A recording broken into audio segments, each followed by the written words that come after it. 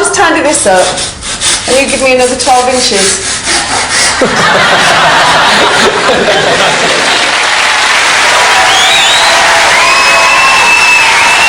Hi, welcome back to the final part of TV Nightmares. Now, you've already seen quite a few unintentional boobs. Now it's time to see another kind of boob. The Queen of Showbiz, Shirley Bassey. It's showtime, and Miss Bassey pops out on stage. Literally. And there she is, proving beyond doubt that she's one of the world's greatest showbiz couples. She may not be everyone's cup of tea, but you have to admire the way she deals with her knockers. It's Jerry with the rest of the Spice Girls, and the question on everyone's lips is, are they going to fall out?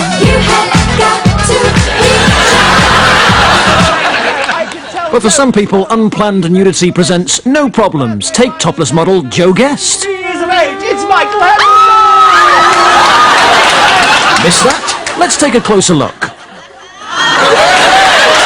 Thank God Cheggers was there. One tit to cover up another.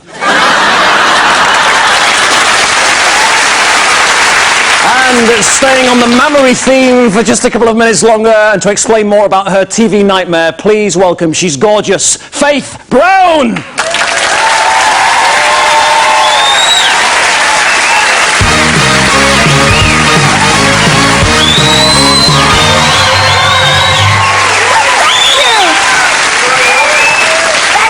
Oh, darling!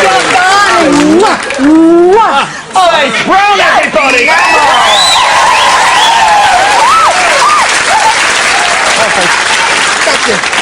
Faith, have I got a surprise for you? Just over here. Surprise, surprise. Few little friends that may ring a bell. No. Oh, they, God, don't. No, really. No. Oh, don't. They, Oh, God, no, they're on the canoe. Dear me. Jeez. Now, the thing is, the audience here have got no idea what these are all about. You, of course, have got a very good idea what these are all about, haven't you? Yes, I have, actually. Shall we show them your TV nightmare? Take a look at this. And another thing what I do is I like fishing. As I like fishing. And this is what I fish with, is these maggots. They're maggots. And what you do is you put them on the end of your hook. No, it's honestly, they're harmless.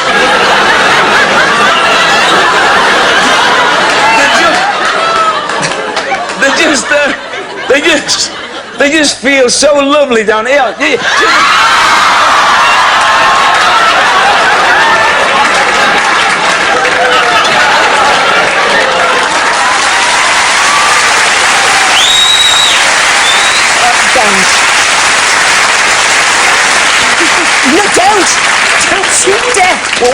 What was going through your mind as Freddie walked towards you with that? Well, I know Freddie from way back, and Freddie, he's very unpredictable. Now, Vera, you know, lovely Liz Dawn, was right in front of me, and she said, and she saw him coming in there before I did, and she went, you know, if he comes there, I'll kill him, I'll bloody kill him. Well, you know, I can't stand those things. And I was just looking, I said, oh, please God, don't, because this is my worst nightmare. Yeah. Oh, no, Stephen, no.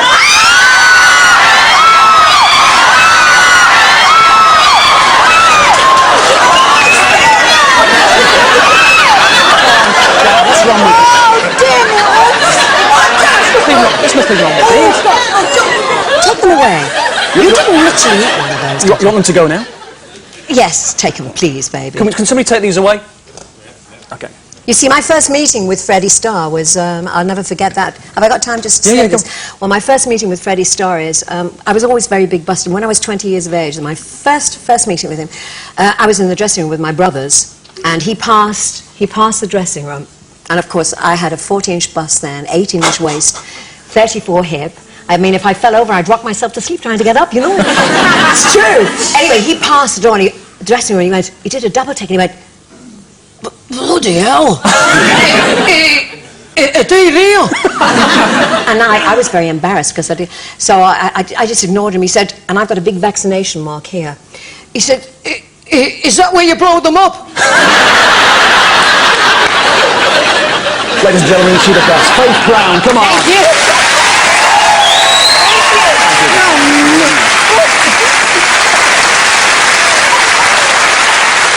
Tonight, we've had great guests on TV Nightmares, but it doesn't always happen like that. Sometimes they just don't play ball.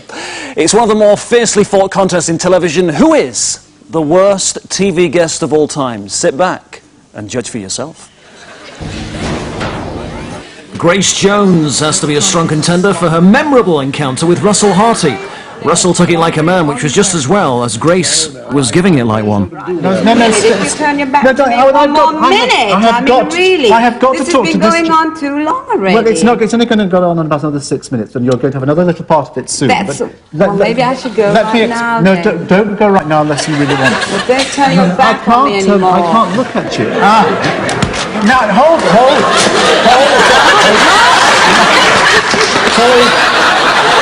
And who will ever forget Oliver Reed's first appearance on Aspel & Co?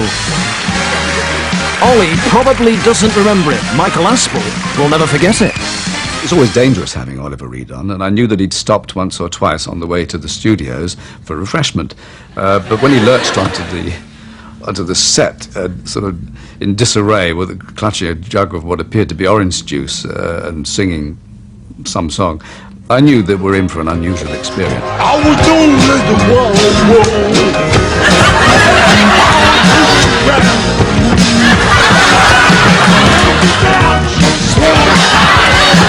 I was warned about you. Another nightmare TV guest, though in this case it was the interviewer who proved to be a handful. Yeah. Take your hand off my, this, amazing what the camera could do, Freddie, isn't it? Yeah. Yes, to interview people like Pamela Stevenson, as Nick Owen found out, you certainly need balls. What's Pamela Stevenson doing? Stand up for a minute. Just stand up. Right. Ah, yeah. Hold his arms.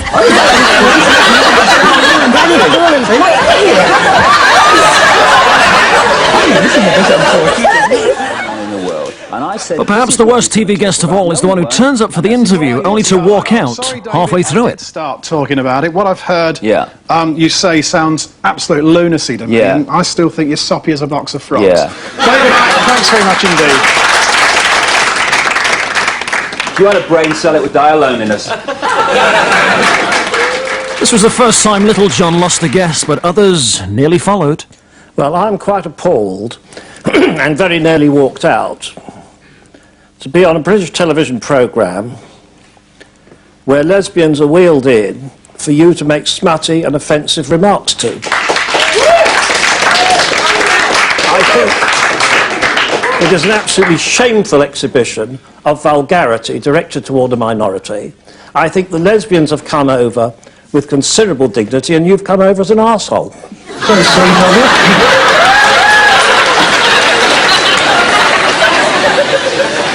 The American feminist Camilla Paglia took exception to Jonathan Dimbleby's line of questioning about her views on rape and domestic violence. I've tried to read quite a lot of it. I think that I've sort of had quite enough of this interview, as a matter of fact, and this is not where I came to be on this subject. I'm asking you about your views. The interview is over, all right?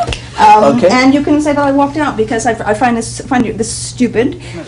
Politicians down under can be a sensitive lot. I am not going to go on arguing with you on a thing that I did not come here to discuss. Mr. Tizard, your own Prime Minister has said that the way in which this was done does not look good.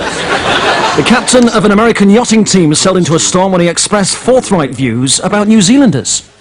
Can I just play you this? I should get the chip on. I heard that. Big boy. That stinks. It does stink. Full of shit.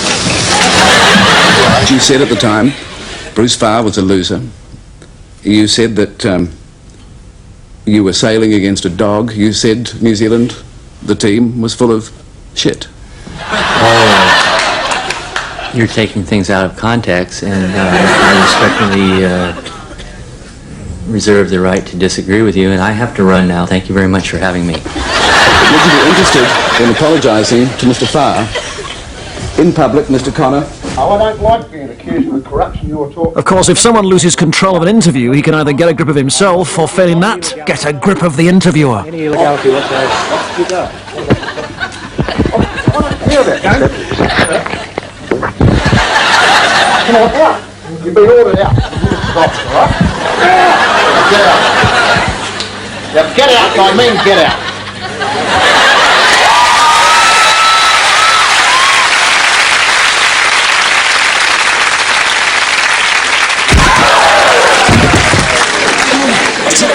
Up here is a dangerous place to be. Being in front of the television cameras is a bit like being in space. When things go wrong, no one can hear you scream. Not least because when things do go wrong, you've just got to carry on with the show.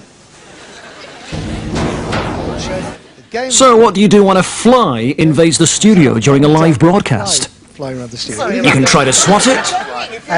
Corner! You can ignore it. Or you can do what this newsreader did. He swallowed it. And that's just about it for tonight. And he's now looking for a job in Iraq as he's heard it's a no-fly zone. Universal provision if you're It was a frog in the throat rather than a fly, which resulted in Jeremy Paxman being stuck for something to say. referred by their doctors. The hospital says it has no choice because, excuse me, so many elderly people are clogging up its beds.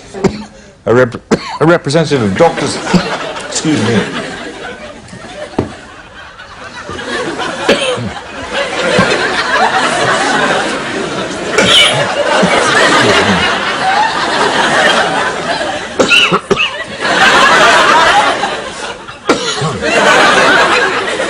always happens at the worst time. And some real dramatic footage. Workmen working for a full 60 seconds without a tea break. But pity it's in the middle of a news bulletin.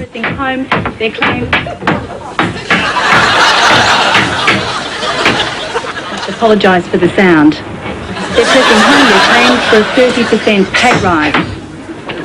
Solidarity leader Lech Walesa has emerged as the kingmaker, with a non-communist government looking almost certain for the first time in 30 years.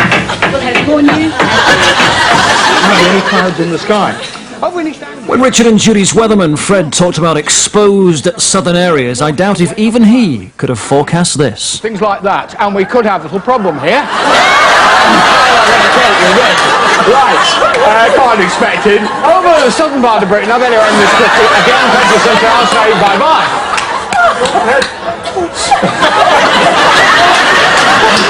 Round of applause for the streaker, ladies and gentlemen. Round of applause. Okay, I have to happen one day.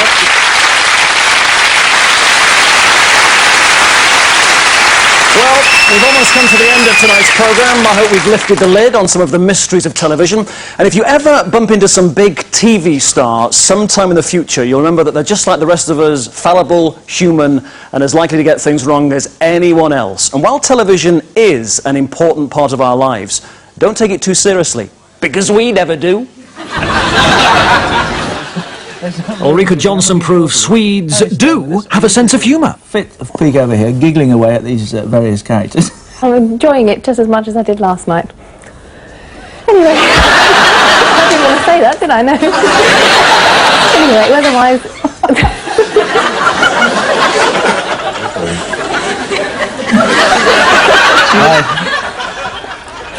Music... There's high pressure over it. A good start to the day. Quite a lot of fog and frost around. Quite a few showers lingering along the eastern coast of Scotland. And this afternoon,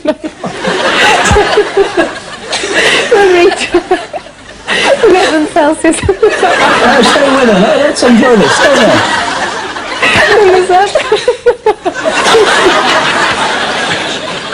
She soon graduated to the more serious surrounds of television news. We also mustn't forget the other Britons still held captive in Beirut.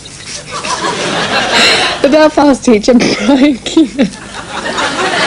The journalist, John McCarthy, and the former airline pilot. And most recently kidnapped Briton, Jack Mann. With us this morning is Teresa Poole of the organisation Now, If it's surprising to find Swedes have a sense of humour, it's probably an even bigger one to discover Yorkshire people can laugh too. We're with the Queen tomorrow.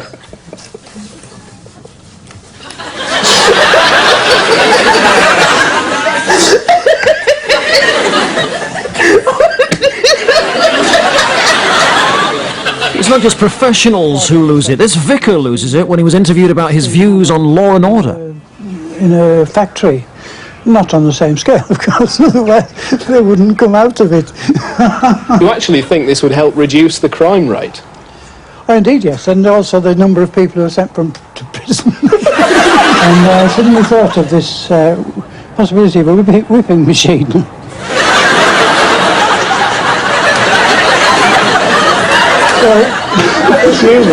But would you be actually prepared to do the flogging yourself? Oh no, it's quite something that I couldn't. We need 6mm PLY. What's PLY?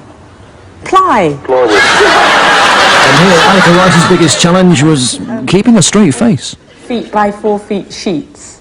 Okay. Does that sound right? I've been given a list, so I'm not exactly au fait with some of these technical terms. Nails.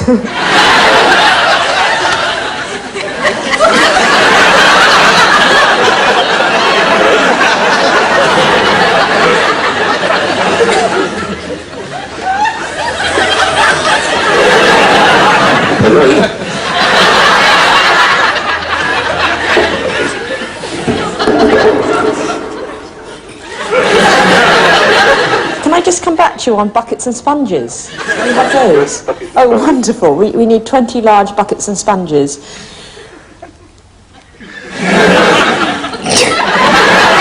Sorry, I sneezed.